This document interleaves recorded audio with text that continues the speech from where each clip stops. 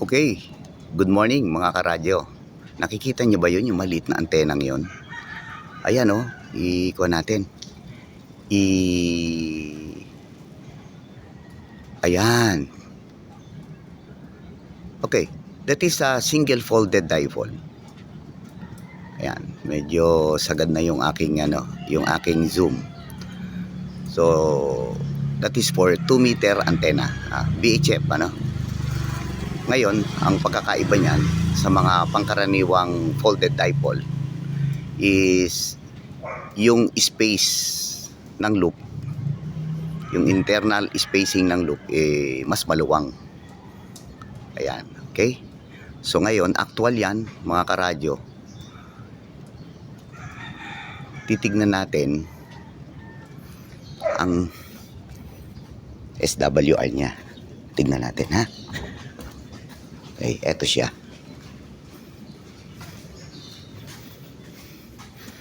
Eto siya ngayon. Ayun yung kable, no? Galing sa taas. Wala na may ibang kable, oh. Kundi, ayan talaga. Okay? So, ito. Yan. So, yan ang kanyang SWR. So, kung titingnan natin,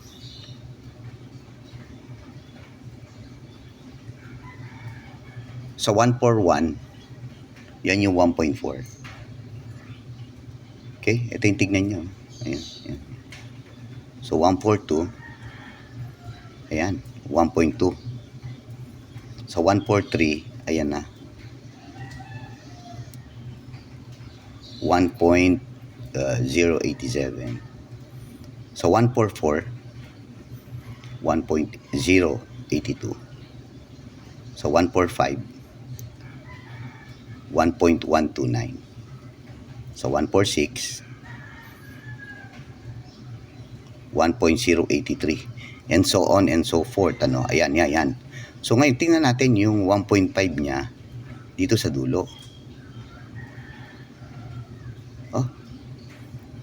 Ayan. So bawasan pa natin.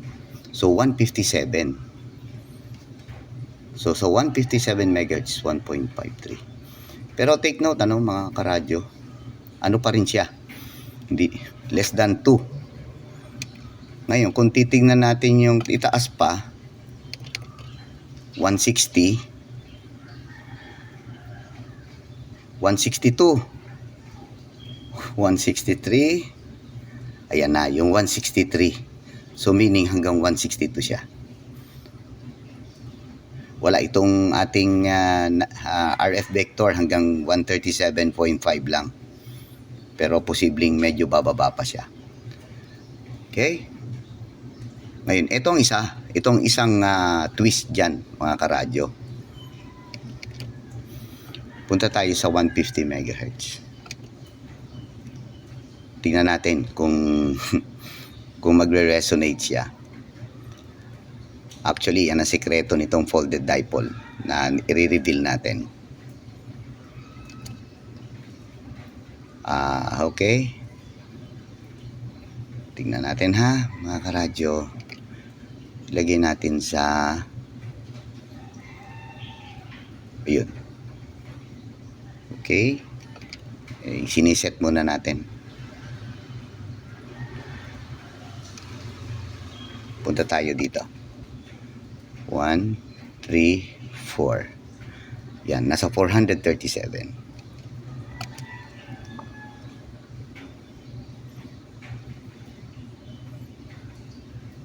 So, okay. Ayun. 127 hanggang 480. Napansin nyo, lahat yan ay less than 2. Ang SWR. So, may mga spot. For example, this one, ipakita ko lang.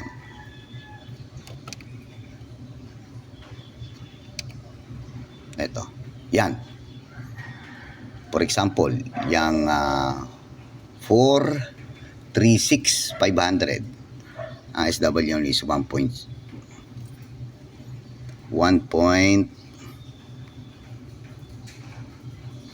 yun, 1.1 1.04. Yan.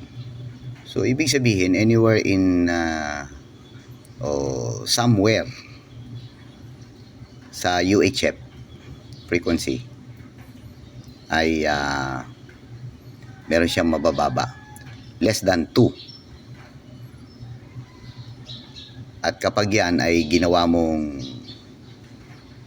array, ibig sabihin nagdagdag ka ng folded, yung 2 na yan, yung more than 1.5 na yan, babagsak pa yan ng 1.5 below, all the way the amateur and commercial UHF frequency. Yan. So balik tayo sa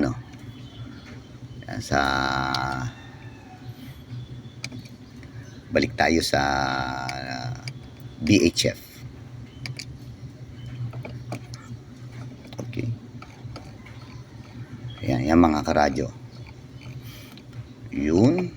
Tapos, punta tayo dito. Ayan. Ngayon, kung titingnan natin yung 144 to 148, 144 to 148, tama ba? Labo na mata ko 3, 4, 5, 6, 7, 8. Tapos punta tayo dito sa 143. Yan, 1435. Yan ang kanyang SWR. See? So, okay, sorry. 142, 141, 144 to 148.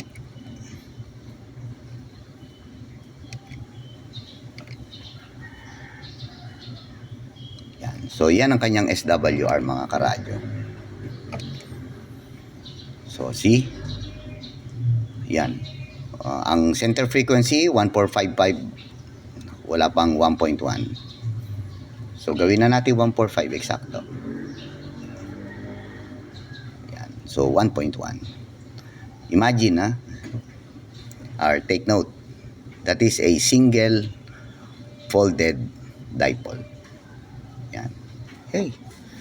So, yun lang mga karadyo. Pwede ito sa mga, halimbawa, sa mga operation, mga short distance. Pero hindi ko pwedeng sabing short distance kasi may mga report yung ganyan maabot ng Bulacan, naririnig din sa mas malayong lugar. So ayan, in short, paano ba natin tawagin yan? Tawagin natin yan as budget meal. Okay? budget meal antenna. Pero hindi natin matatawaran ang yung radiation yan.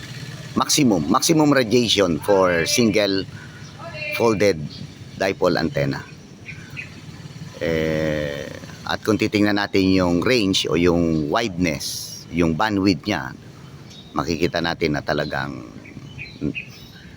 malaki yung bandwidth niya. And pagdating naman dun sa UHF, nagre-resonate siya sa UHF. So meaning, pumitik kayo sa UHF using this VHF folded dipole antenna, hindi masisira radyo nyo. And then at the same time, applicable to sa mga may crossband na radyo, na kung sila'y nasa paligid-ligid lamang ng kanilang bahay or within the barangay at meron silang yung setup nila ay naka-crossband para dun sa main band na VHF transmission, they can use their portable na naka-cross para magamit nila yung base station nila na high power sa VHF. Okay? So yun lang mga karadyo. Good morning, DW1 YBX 73.